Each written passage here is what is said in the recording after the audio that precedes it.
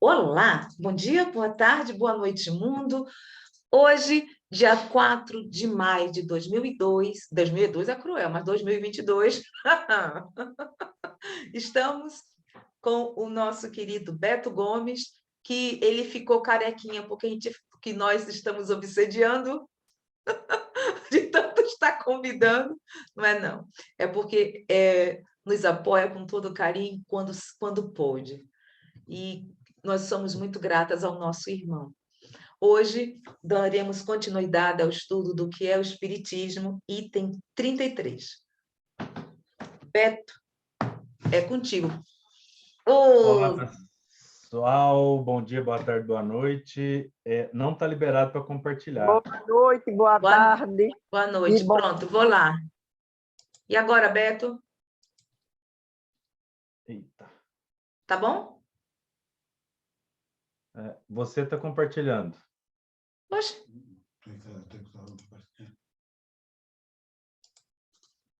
Então, faz parte.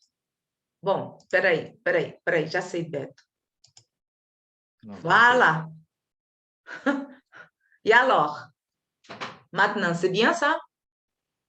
Pronto. Agora lascou. O que eu fui fazer é que, como eu sempre faço pelo menos uns 5, 6 itens à frente. O que eu fui fazer para não ter problema, eu vou compartilhar da outra máquina e ficar nessa aqui. Se precisar de eu fazer uma pesquisa em cima da hora, é mais fácil nessa aqui que eu fico. Isso que eu estava fazendo, por isso que eu fiquei em silêncio. Então, olá todo mundo, bom dia, boa tarde, boa noite. E vamos continuar com o estudo do livro que é o Espiritismo. Então, no último estudo, foi visto sobre... Foi o item 30 em diante. Então, o que foi visto é que a gente percebeu, a gente apreendeu que é através do perispírito que as manifestações acontecem. Seja a nossa manifestação física, que o espírito manda uma mensagem para o perispírito, que manda para o nosso corpo. Isso em milésimos de segundos, entre aspas, porque não tem tempo, né? Pensamento é muito mais rápido que isso. E assim também acontece quando isso ocorre ao médium ou a sessão mediúnica, que é o que ele está falando aqui, que é o perispírito que faz com que essas manifestações aconteçam. Quando, então, um espírito, entre aspas, joga uma pedra, movimenta uma mesa, faz um barulho, bate na porta, etc., é o perispírito dele quem consegue fazer esses ruídos. Porque, lembrando os outros itens lá atrás, o perispírito é semimaterial, por isso ele consegue estar manifestando com a matéria grosseira que a gente conhece. Enquanto o espírito é feito, criado, com outros elementos que nós ainda desconhecemos. E aí, aqui na segunda parte que está aí, com com um pincel, digamos assim, e ele está falando que é também o perispírito que faz com que os médiuns escrevem, falem e desenhem. No item 31, ele fala que no fenômeno que ficou conhecido na época de Kardec como mesas girantes ou falantes, também era a forma com que os espíritos agiam através do perispírito. E ele fala que a mesa não é senão um instrumento que ele então se serve. Para a gente lembrar que o perispírito, que é esse veículo de manifestação, se serve daquilo que é material, no caso aqui que ele está falando da mesa, para movimentar a mesa ou movimentar os objetos que estavam em cima da mesa. E esse item 31, que é bem grande, destacamos aqui.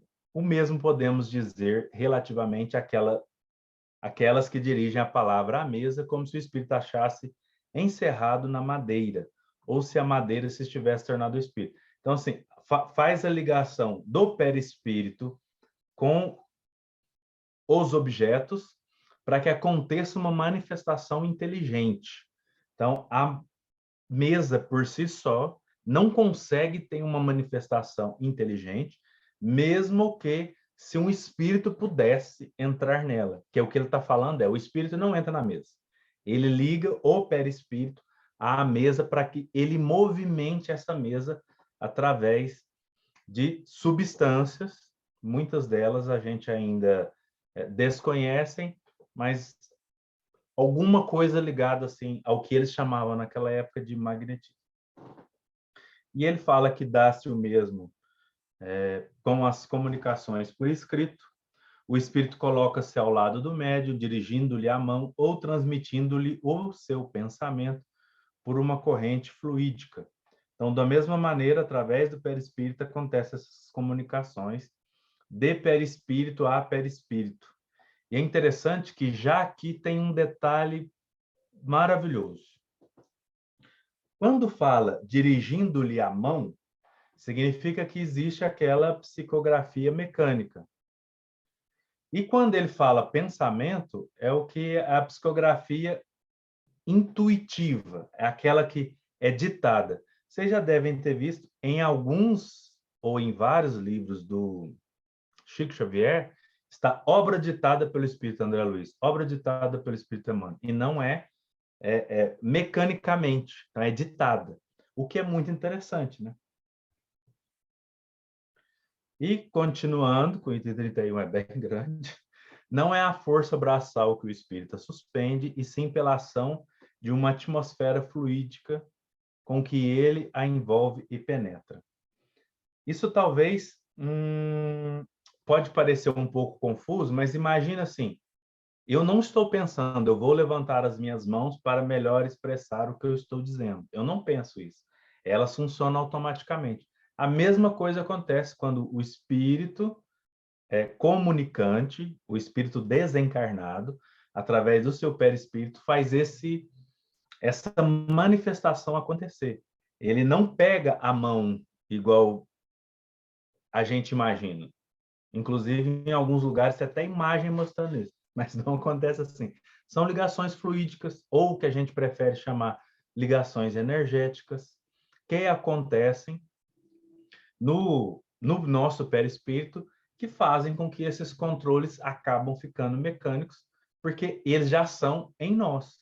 Nós não pensamos, vou movimentar o braço. Quando nós vamos comer, vou pegar o garfo, colocar no arroz e trazer até na boca. Não, é automático. A gente isso não é totalmente consciente. A gente tem um controle tão autônomo que a gente não percebe, a gente não pensa sobre isso. A mesma coisa é quanto mais o médium tem a ligação com o espírito desencarnado, mais fácil acontece essa ligação. Por isso que antes do Emmanuel, do André Luiz, fazer essa psicografia através de Chico Xavier, eles tiveram ali, conversar, trocaram ideia, falaram alguma coisa antes, foram se envolvendo, se conhecendo para que essas ligações fossem cada vez, eu vou pôr entre aspas, mais automáticas. São simples comparações estas para mostrar a analogia dos efeitos e nunca uma absoluta semelhança das causas. E ainda o 31, que é grande com força. Quando Esse item aí, nós tivemos alguns questionamentos, Beto. Vai ser muito interessante esse. Tá. Você quer que eu acabe? Eu acho que é o último. Eu acabo aqui e a gente comenta deles? É porque nós justamente, quando você terminar, peraí, termina, aí nós podemos fazer essa recapitulação, porque teve muitas coisas, muitas perguntas que ficaram no ar. Tá, acaba nesse aí mesmo. Quando a mesa persegue alguém, não é o espírito que corre, porque ele pode ficar tranquilamente em um lugar. E somente lhe dar por uma corrente fluídica o impulso preciso para que ela se mova segundo a sua vontade. Ainda continua a mesma lógica, né? O espírito, através da sua vontade e da sua ligação com o seu perispírito, o espírito desencarnado, ele faz essa ligação à mesa e, através do pensamento, da sua vontade, ele faz com que ela se movimente. Ele persegue alguém, que devia ser um fenômeno que acontecia de vez em quando, né? Mas a gente não vê uma mesa perseguindo alguém todo dia.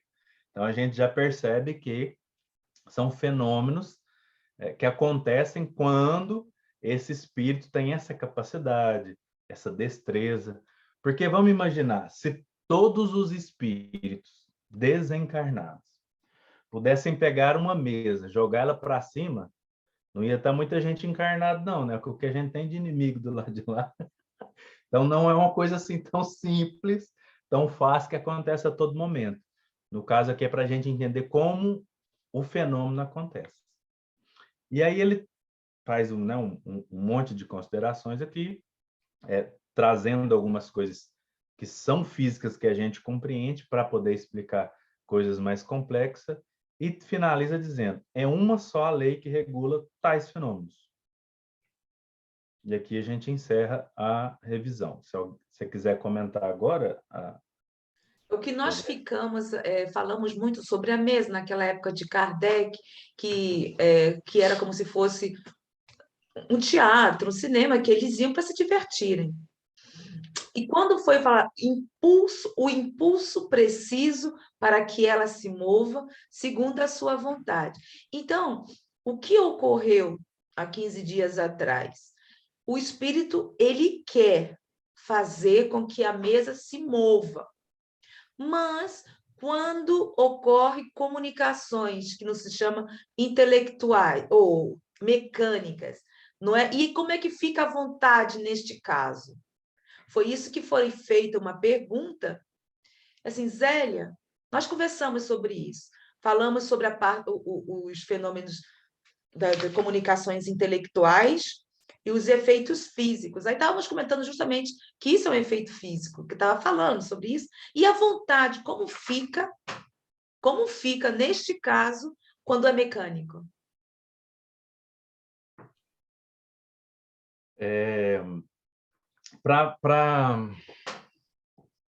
Existem coisas distintas e vamos devagar. Quando, para um espírito desencarnado ter controle sobre qualquer parte do meu corpo, eu preciso permitir, porque eu tenho um livre-arbítrio, né? Então, para esse fenômeno mecânico acontecer, eu preciso dar permissão. Ou, que é a outra exceção, está completamente invigilante. E se eu já tenho alguma ligação com esse espírito de alguma forma, sem perceber, devido a escolhas que eu fiz na vida, a algumas coisas ruins e negativas que eu fui alimentando, e aos poucos eu tenho algum contato com esse espírito, muito tempo, ele já tem em si um certo controle. Quando eu perco o controle, ele acaba assumindo, que é o que o Kardec acaba falando sobre as possibilidades de possessão, que ele só admite na Revista Espírita. Ele nega no Livro dos Espíritos, ele nega no Livro dos Médiuns, e aí ele só vai aceitar lá na Revista Espírita, quase lá quando ele estava para desencarnar. Então, a possessão, subjugação, os degraus que caminham, o que ele chama de obsessão, eles são construídos vagarosamente. Então, o que acontece? Se pela minha vontade eu não permito, nenhum irá psicografar ou dar uma psicofonia se eu não estou permitindo. Mas se eu estiver invigilante há algum tempo, pode ocorrer o fenômeno. Foi porque nós demos o exemplo de Chico, entendeu? Porque aí, no caso, era como se até uma vez ele falou, alguém perguntou alguma coisa durante a psicografia dele, aí ele, não, minha irmã, quem estava vigiando o meu corpo era o Emmanuel. Eu tinha ido para um outro local. Então, como fica à vontade? Porque quem ficou vigiando o corpo dele era Emmanuel. Mas existia aí uma sintonia, existia um objetivo. Então, ele deu a permissão a Emmanuel. Então, foi pela sua vontade. Mas, no caso, quando existe o que nós estamos falando, justamente. Quando é completamente, como você diz, Beto? Esqueci o nome. Ai, que é o contrário, um contrário de... Ai, ai, ai. Das comunicações inteligentes, quando são intuitivas. completamente que o médium, ele dorme, entre aspas. Como fica nesse caso? Foi isso que o nosso questionamento, entendeu? Aí que você respondeu, que no meio, e conversamos, que no mesmo o médium é o responsável pelo seu corpo e está sempre ali. Mas por isso que nos levamos a questionar quando o Chico falou isso. Mas existia uma afinidade entre ele e Emmanuel. Que Emmanuel ficou ali responsável, porque estava fazendo a psicografia completamente mecânica, e Chico foi para um outro local, que foi visitar alguém que tinha desencarnado. Mas aí havia uma afinidade, não é isso? Sim, sim, é isso mesmo.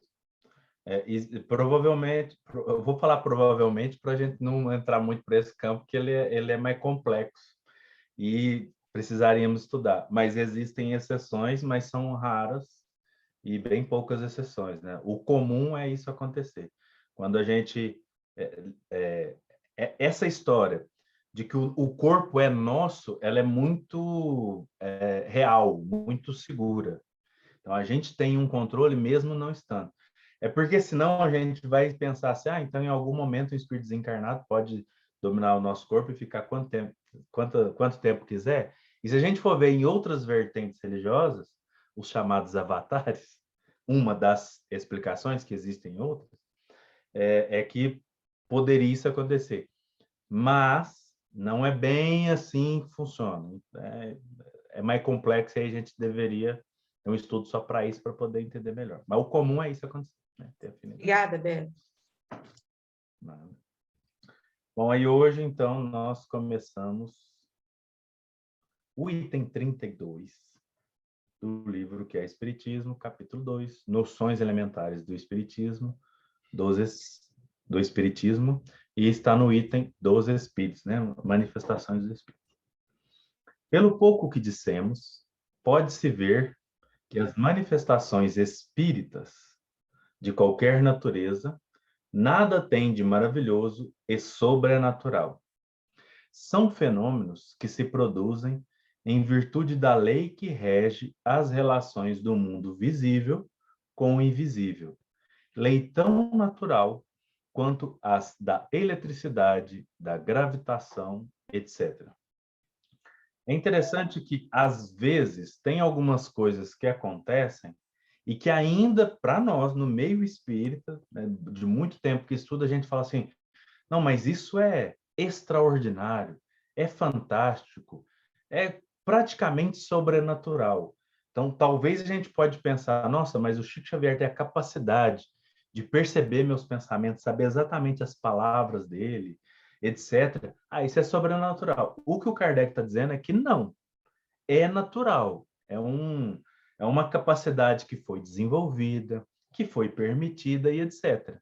Mesmo se a gente amanhã começar a continuar chamando de sobrenatural, porque a gente quer chamar, porque ele está falando que não.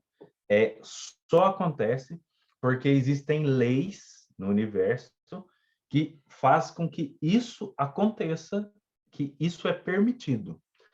Tudo que acontece é permitido através de leis.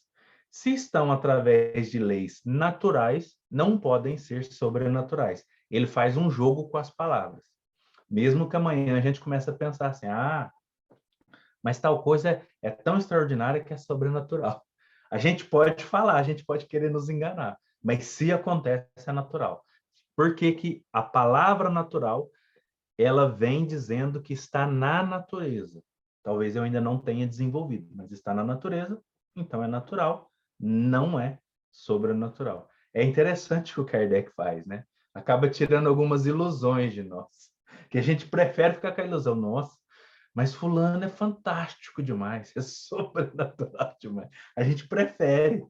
Nossa, Jesus então fazia tal coisa, mas é muito sobrenatural. Não, ele utilizava leis naturais que estão no nosso planeta para executar tudo que acontecia, mesmo aquelas que a gente ainda não consegue compreender, como curar um cego de nascença. Isso a gente pode não conseguir compreender, mas estão dentro das leis naturais. É isso que o Kardec está falando.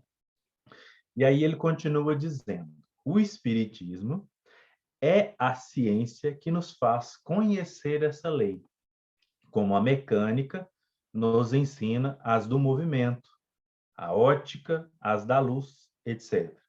Então, ele propõe que o Espiritismo é a ciência, é a área de conhecimento onde nós pesquisamos e estudamos a partir daquilo que o Espiritismo já traz como base, como básico, para compreender melhor como acontecem essas manifestações que ele chama de natural.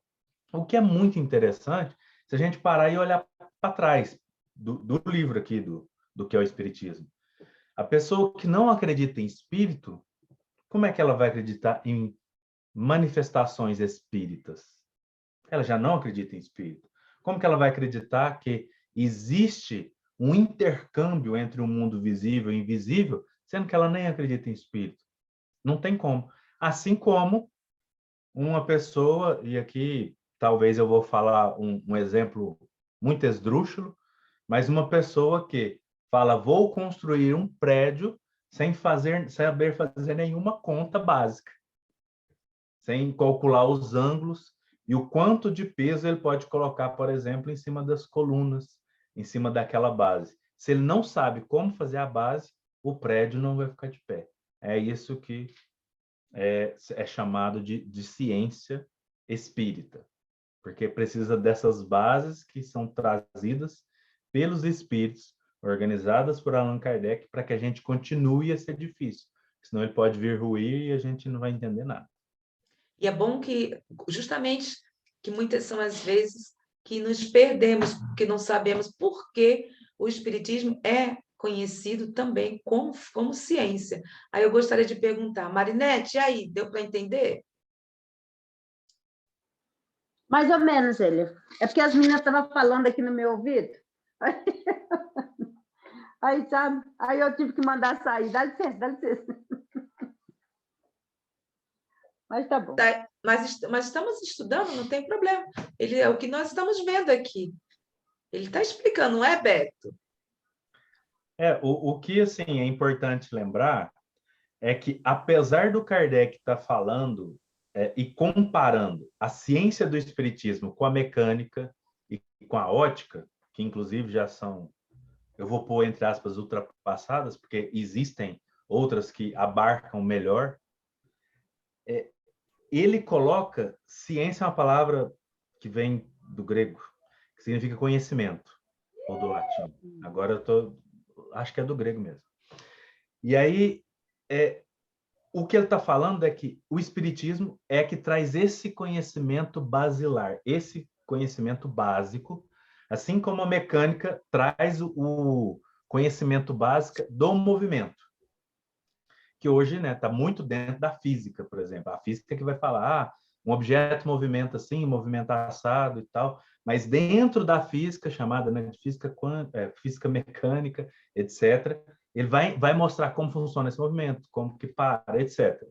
Ele está falando que o espiritismo, a ciência é capaz de mostrar aquilo que a gente acha que é sobrenatural, mostrar que isso também é natural.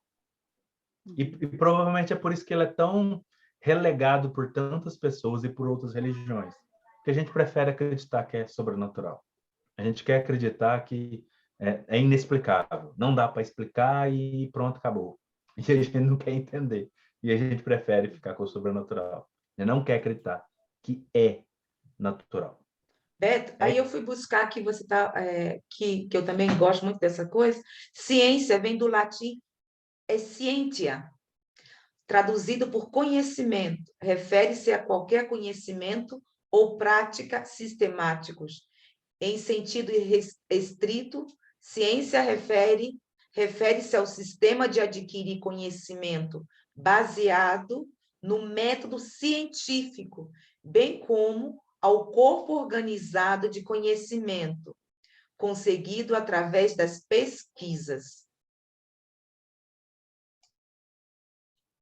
Então, a palavra ciência vem do latim. É porque eu não lembro qual que vem do grego, porque a ideia é lá dos gregos que começaram toda a ideia filosófica de ciência, né?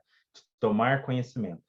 E aí, hoje, a Zélia bem complementou, hoje é considerado ciência aquela que consegue provar através de método científico que hoje se entende que é o ideal, que aquilo aquilo acontece em um ambiente controlado e que os resultados que acontecem aqui no Brasil podem acontecer na Suíça, no Japão, na Inglaterra, em qualquer lugar. Isso hoje é considerado ciência. O que algumas pessoas revogam que não dá para ser 100% assim, que existe, né, um método. No entanto, ele ainda é o método mais seguro. Que é principalmente, vamos supor, se for de medicamento. O método de medicamento é o chamado randômico, onde você pega um certo número de pessoas aleatórias e diversificadas e faz um experimento naquele de certo medicamento, se ele é eficaz, se ele é mais eficaz do que o medicamento de farinha chamado, alguém lembra o nome? Placebo. Então, pega-se um medicamento placebo e pega esse outro medicamento. E vamos supor que é 2.000 pessoas, dá para 1.000 pessoas aleatórias o placebo e dá para 1.000 pessoas esse medicamento. Os resultados desse medicamento têm que ser melhor do que o placebo para falar que esse medicamento funciona. Esse é o método científico para medicamentos. Talvez não seja o melhor, mas é o que mais funciona na atualidade, até nós descobrirmos o melhor. Eu estou falando que talvez seja porque a gente percebeu que na pandemia um monte de gente revogou o método, mas ele ainda é o que mais funciona, ele ainda é o que salva mais vidas. Então, isso é o chamado método científico para isso. Para cada área, existem métodos científicos aprovados e entendidos por um corpo de pessoas que, ao longo da história, foram entendendo que aquele era o melhor método. Quando um outro método aparece, geralmente complementa, raramente substitui. Ele acaba complementando os métodos anteriores. Por exemplo, na física, a física quântica complementa a física clássica, apesar delas serem diferentes. O ponto de vista delas são diferentes, mas elas precisam estar tentando se complementar. Existe um elo, existe uma separação entre uma e outra, mas ali, ora você tem que usar uma, ora você tem que usar outra. As duas em complemento ainda não funcionou, estão tentando, mas esse é o método. Uma hora você utiliza uma, hora utiliza outra, mas fora esses dois métodos, não tem nenhum outro método seguro. Por que nós estamos falando isso? Porque, por exemplo, existem algumas ciências que vão tentar provar a existência do espírito utilizando esses métodos, e não vai conseguir. Porque não tem nada de material, esses métodos não vão funcionar. O método que funciona é o método proposto por Kardec, e é por isso que ele chama de ciência. Mas ainda como não foi aceito, ela não é instituída em tudo quanto é lugar, apesar de ter disciplinas em algumas universidades do mundo. Acho que ficou claro. E aí, o Kardec termina o item 2 dizendo assim: pertencendo à natureza, as manifestações espíritas se deram em todos os tempos. A lei que as dirige, uma vez conhecida, vem explicar-nos grande número de problemas, julgados sem solução. Ela é a chave de uma multidão de fenômenos explorados e amplificados pela superstição. Aí aqui tem duas coisas. A primeira e mais importante, tudo que acontece dentro do espiritismo aconteceu no mundo o tempo todo, em todos os tempos. Seja espírito aparecer, espírito comunicar com... espírito desencarnado comunicar com encarnados. Enfim, todos os fenômenos que a gente conhece já aconteceu no mundo o tempo todo. Está aí anotado em tudo quanto é livro sagrado para a gente ver e confirmar que aconteceu. No entanto, existe essa segunda, que é muito importante. Por que tanta gente despreza?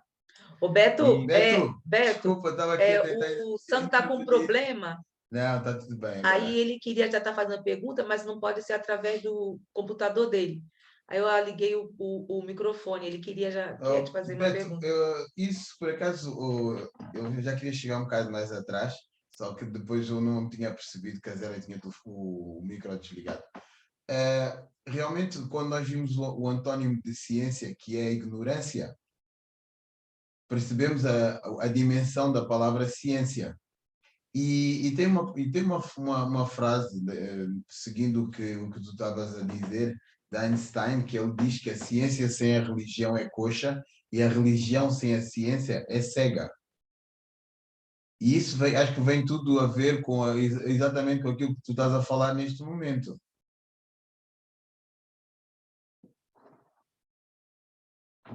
Uhum. É verdade, é verdade. Sempre vai existir pessoas que querem, dentro do seu espírito sectário, tirar fora algumas coisas. Eu já vi vários pesquisadores, historiadores falando assim, não dá para comprovar que Einstein falou essa frase, mas também não dá para comprovar que ele não falou.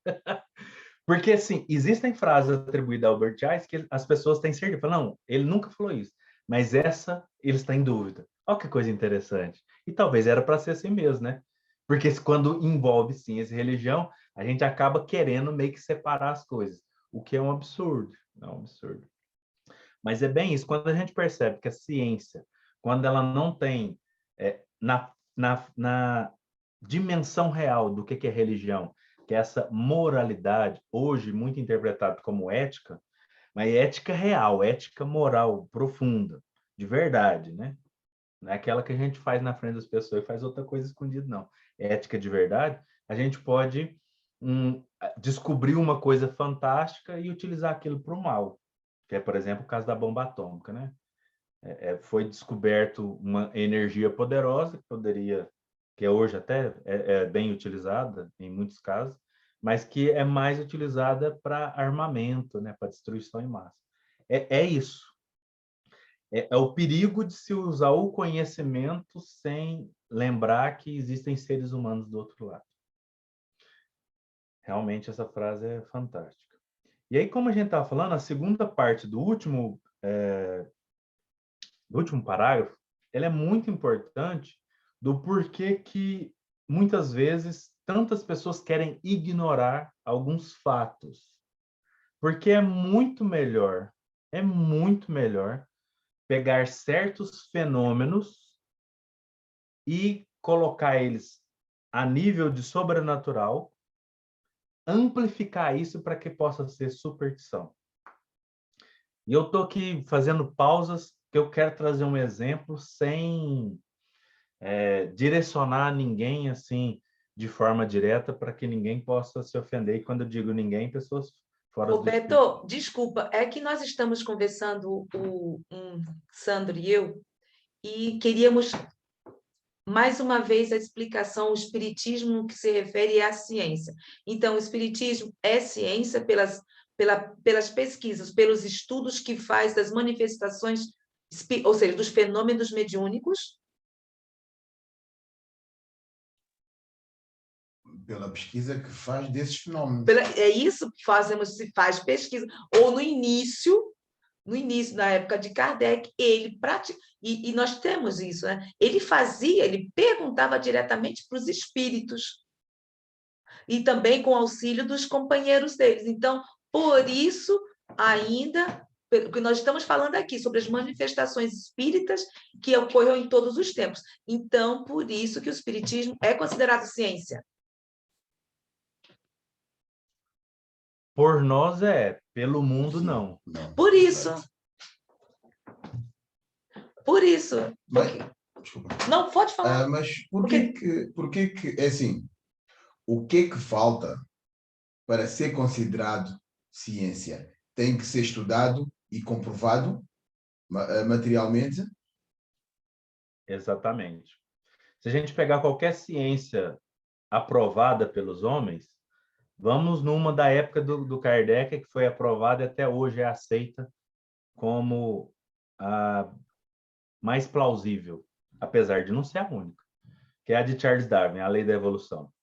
De que um ser unicelular, foi evoluindo, virou multicelular, pluricelular, até que ficou mais complexo, maior, e deu vida a mamíferos, esses mamíferos cresceram, e virou tudo que a gente conhece aí de animal, e um símion, que é, vamos dizer que é uma espécie de macaco, vamos pôr entre aspas, porque, né, vem dos mesmos primatas, ele evolui durante bilhões de anos, e num certo momento ele está apto a receber a um espírito humano. Isso do nosso ponto de vista. Mas do ponto de vista do Charles Darwin, um macaco, um símion, foi evoluindo, um macaco mesmo, macaco, foi evoluindo até que, de repente, ele virou ser humano. E é o que é aceito pela ciência, até hoje. Mas não foi comprovado, Beto, que, por exemplo, naquela época, vendo pessoas que haviam, seres que haviam desencarnado, trazendo as suas mensagens, inclusive sem serem conhecidas, que foram buscar familiares, não foi comprovado que aquilo, ou seja, aquela mensagem era desse ser, dessa pessoa? Várias pessoas atestam que sim, mas a ciência humana não aceita, porque a ciência humana materialista não aceita o espírito como uma individualidade, porque para ela são ligações e criações químicas. O próprio corpo cria várias frentes, vários fenômenos, e o máximo que chega é que talvez através do DNA, de alguma coisa assim, não tão explicada assim, a gente lembre de coisas lá dos antepassados que vieram como um tipo de memória. Ou seja, de todo jeito eles tentam refutar que um espírito existe. Por quê? Né, que é a pergunta do Sandro. Porque não se consegue comprovar materialmente, porque o espírito não é matéria, né? E nem o perispírito, não é o mesmo tipo de matéria. Eu vi um cara não, eu vi um canal do YouTube que ele até chega a brincar, mas se a gente jogar farinha, a gente não vê, é de forma cínica, né? Chamado de filosofia cínica. Então, eles tentam, através dos elementos conhecidos, comprovar. E não é possível. Ainda não é possível. Temos aí alguns espíritas no meio da ciência, chegando sempre na beirada, né? Tem aí pelo menos uns 5 bem conhecidos, que estão sempre próximos e argumentativamente, de forma filosófica, eles já conseguiram demonstrar para todo mundo, mas materialmente, o que é curioso, né? Porque o Big Bang não é provado materialmente, ele é provado filosoficamente e matematicamente, porque fórmulas que são baseadas nele não conseguiram ser refutadas, e fórmulas baseadas na física mecânica e na física quântica fizeram os nossos celulares, o computador. Então, essas fórmulas funcionam, porque elas trazem resultados. É isso. E aí, se pegar qualquer fórmula para aplicar para espírito, espiritismo, não tem nenhuma que dá certo. É isso. Falta alguma outra ciência que é aceita pelo homem provar a ciência do espiritismo. É esse o problema. Beto, mas depois tem outra coisa que como é que eu posso explicar? Que atesta contra nós, ou seja, o vigiai e orai, porque a comunicação vem sempre de cima para baixo e não vice-versa, torna mais difícil todo esse campo. Sim, sim. O que pode atestar, porque o testemunho conta muito. Né? A pessoa dizer uma coisa conta demais da conta. Existiu, acho que 1 ano, 2 anos atrás, 3 anos, não tem muito tempo, foi antes da pandemia, então não sei quanto tempo. Colocaram a obra do Humberto Campos num computador e deu uma porcentagem melhor do que fez a mesma coisa com obras de cientistas e de escritores renomados, por exemplo, Victor Hugo. Colocou do Victor Hugo, por exemplo, deu 89%, do Humberto Campos, 92%, 93%, Emmanuel, 93%, 94%, André Luiz, mostrando que existem diferenças entre os autores de escritos, né, de literatura, vindas pelo mesmo médium e que batem com o estilo deles encarnados, no caso do Humberto Campos, e diferem entre eles. Ou seja, que só se o Chico Xavier fosse uma pessoa supra-inteligente para poder conseguir mudar quando muda o autor. Ele tem essa capacidade. Colocou numa máquina. Isso provou? Não foi aceita como prova? Não foi. Foi curioso isso, mas estão tentando. Já fizeram um monte de teste, tudo quanto é jeito. Nada foi aceito como prova, só como evidência. E o que é curioso, várias ciências nossas, elas são pautadas em evidências que, por não ter mais perguntas a serem feitas, né, por não conseguir se refutar ainda, é que elas são aceitas. Agora, várias outras foram jogadas para longe, né? Várias outras. Bom, e aí a gente vê que, como a gente estava falando, tem muito a ver com essa segunda parte. Para muitas pessoas é bom que seja assim, para ficar no meio da superstição, explorar aquilo. Para algumas pessoas, colocar que só naquele lugar tem aquilo que é sobrenatural que você precisa, e aí eu acredito nisso, e aí eu faço parte daquele local e não posso fazer parte dos outros, porque todos os outros estão errados e estão envolvidos com as coisas negativas e maléficas que existem, sobrenaturais também. Então, o sobrenatural bom está aqui e todos os outros estão no sobrenatural mal. Então, é importante eu continuar explorando isso, infelizmente, para alguns grupos. Por isso que ainda é tão forte assim.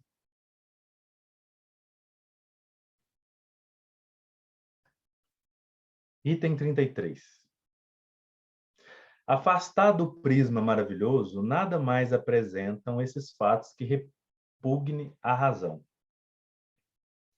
pois que assim passam a ocupar o seu lugar no meio dos outros fenômenos naturais. Se a gente parar para pensar que, aceitando que existe o espírito, então, e ele respeita algumas leis, que essas leis estão ao nosso derredor, assim como, por exemplo, a lei da gravidade. A gente já falou aqui num outro momento, mas a lei da gravidade, por exemplo, ela é um número dentro de equações, mas nunca foi provada fisicamente. Ela não pode ser provada fisicamente. Mas, se tirar ela das equações, um monte de coisa deixa de funcionar, e ao colocar ela, essas coisas funcionam. Isso, para eles, é uma prova suficiente. A energia não consegue se provar que energia existe, materialmente falando. Mas ela sempre está numa equação que, se tirar, essa equação deixa de existir. Coloca, essa equação funciona. Nessa equação funcionando, se coloca um foguete para ir até a Lua. Olha que curioso. Por isso é entendido como prova. Mas ela, energia, não consegue se provar que existe. Ela é uma variável que está ali no meio. Não se consegue pegar uma variável chamada espírito, espiritual, coisa parecida, colocar numa fórmula e isso fazer alguma coisa diferente no mundo, fisicamente falando. O que se consegue provar? Quando eu tenho bons pensamentos, quando eu tenho uma religião, quando eu faço oração de um certo tipo tempo junto, quando eu estou numa comunidade engajada, que auxilia, que traz o bem, isso me faz bem fisicamente, tanto para os meus órgãos, quanto para mim mesmo e para aqueles que me circundam. Isso já consegue se provar. Mas existem pessoas que se declaram ateus e fazem a mesma coisa e também estão bem fisicamente. Então, não parece que é questão religiosa. Só que aí, quando você vai conversar com esses ateus, é engraçado. Você fala assim, olha, eu acredito que existe algo superior, sim. Só não acredito em Deus igual está escrito aí na Bíblia ou nesses livros sagrados. Então, deveria ser levado em consideração que pode mudar o nome, mas o poder da crença é o mesmo. Nos tempos de ignorância, eram reputados sobrenaturais todos os efeitos cuja causa não se conhecia. As descobertas da ciência, porém, sucessivamente foram restringindo o círculo do maravilhoso que o conhecimento da nova lei veio aniquilar. Aqueles, pois, que acusam o Espiritismo de ressuscitar o maravilhoso, provam, só por isso, que falam do que não conhecem. O que mais acontece é que mais ignoramos o espiritismo do que o conhecemos, porque a gente ignora aquilo que a gente falou que são as coisas básicas. A maioria de nós ignoramos isso. Nós espíritas, muitos de nós ignoramos, ainda mais quem não é. Porque a gente pega um livro, talvez um bom livro. Um dos livros que eu mais gosto é Paulo Estevam.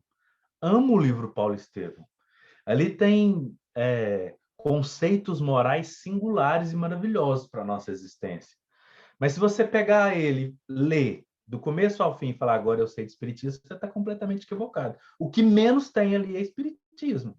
Tem contos de como se portar, de como ser cristão, realmente. E se você conseguir ser aquilo ali, tá ótimo, vai para o planeta Lua.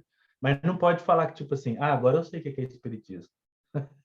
O que tem de espiritismo ali?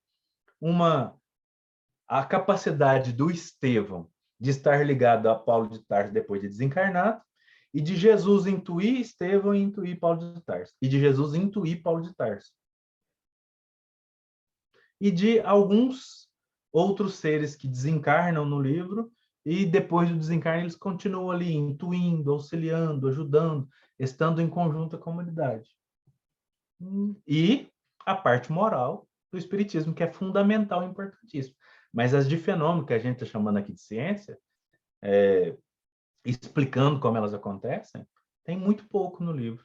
Não é o suficiente para sair dali falando assim, não, agora eu sei o que é espiritismo.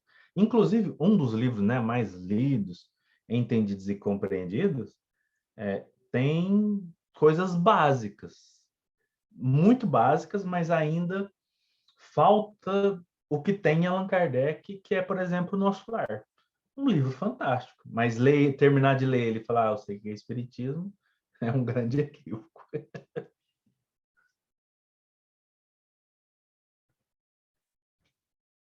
Então, continuemos. Item 34. As manifestações dos espíritos são de duas naturezas, efeitos físicos e comunicações inteligentes. Os primeiros são os fenômenos materiais ostensivos, tais como os movimentos, ruídos, transportes de objeto, etc. Os outros consistem na troca regular de pensamentos por meio de sinais, da palavra e principalmente da escrita.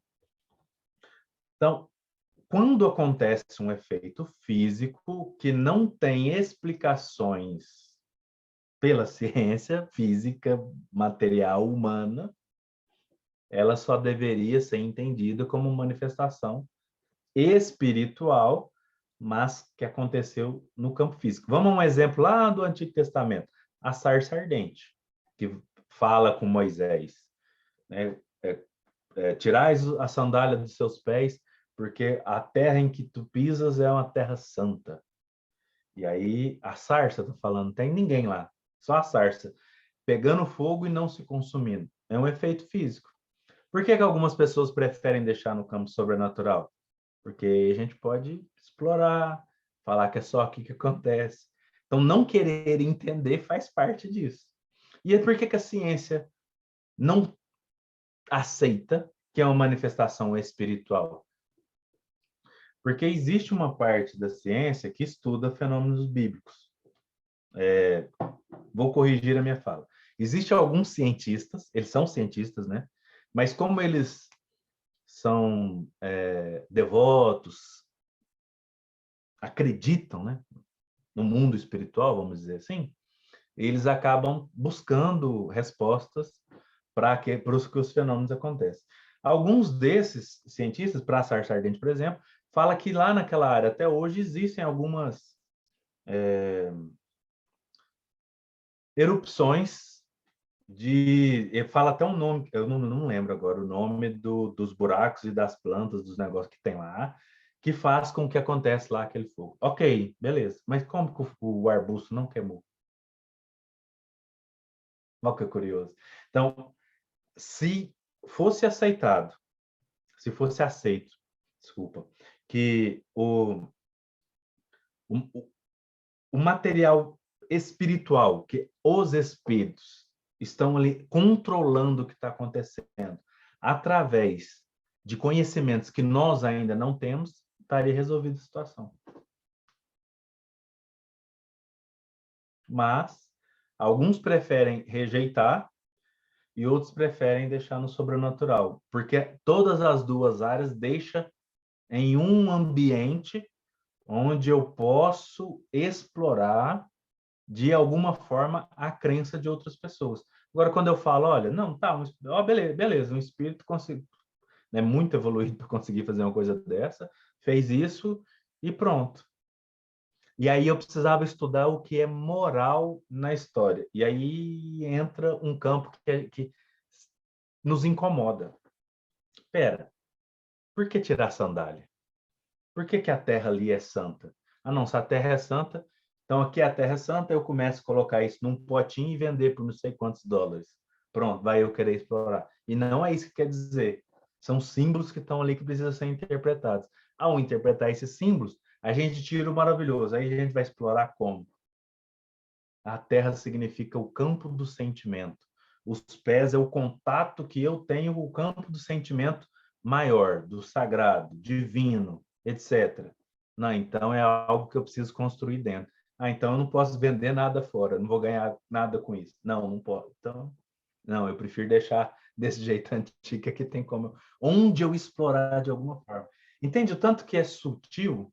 Por que muitas pessoas insistem em deixar o sobrenatural ou permitir que essa ciência dita material fale, fica essa luta entre um campo e o outro, e o que está ali tentando intermediar, que é o espiritismo sempre, acaba não sendo aceito, porque ele iria resolver essa situação.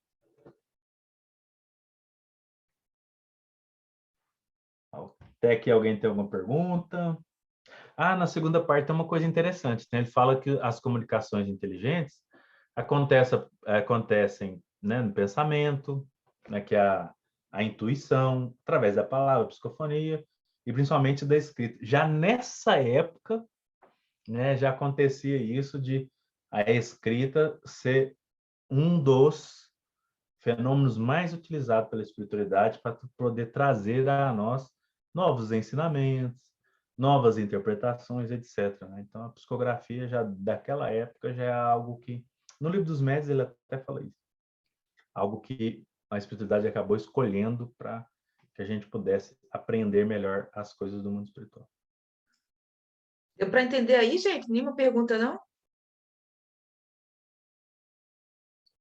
Falou tão bonito, ninguém tem dúvidas.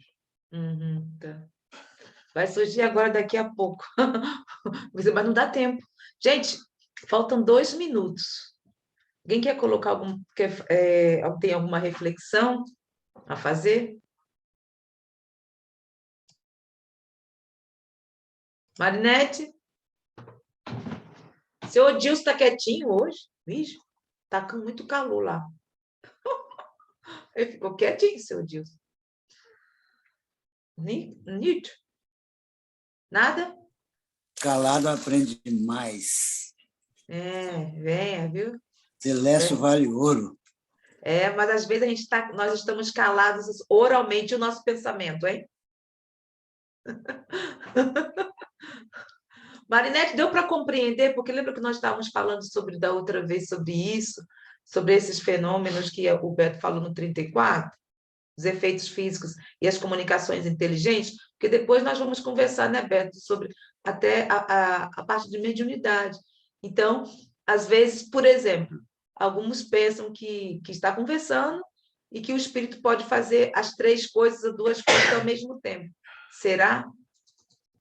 Deu para entender isso, a diferença entre um e outro? Saúde. Obrigado. Tá tudo bem? Não estou escutando, Marinete. Está desligado. Desligado. Não, tá tudo bem, tá tudo bem. Uhum. Não te escuto, já. Hã? É porque... Então, vamos ficar por aqui, porque já não tem como, são 8h29. Ninguém tem mais reflexão? Sabe? Deu para entender direitinho. Uhum. Certo? Então, quando ficar passando viajando, ó, alguns copos movendo. Que tipo de fenômeno será? Físico.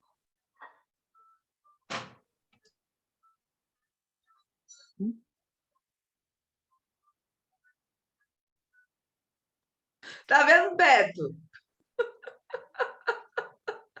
A Ei, outra Marinete? caladinha. É. Ah, Bom, oi? Não entendi, Marinete. não falei nada, não. Eu falei assim, o que você está falando aí? Não, porque eu Eu estava aqui lendo. perguntei Aqui. se, de repente, um copo estivesse movimentando na mesa, vai ser uma comunicação, vai ser um fenômeno inteligente, físico, um efeito físico ou uma comunicação inteligente? Eu acho a comunicação inteligente. Eita! Porque físico, se um copo. Depende do que for. Ei, Porque o vê, copo é Marinete? físico, o copo físico mexe, porque é inteligente, tem a ver com os pensamentos, de poder, daquelas ideias que às vezes nós temos, que achamos que somos nós, do, da palavra, de podermos, eu até nem quero utilizar essa palavra, incorporar. Não sei se será. Sim, ou, por exemplo, da escrita, como estamos a psicografar, ou qualquer coisa do género, isso são manifestações inteligentes. Física é a situação do copo, a situação das pancadas na mesa, da porta. Tudo bem? Passei? Posso ir para a próxima sessão? Vamos então, eu vou apagar. Não, vais desligar. Vou apagar, é cruel, mas tá tudo bem. Muito obrigada a todas e a todos. Até a próxima. Beijo no coração.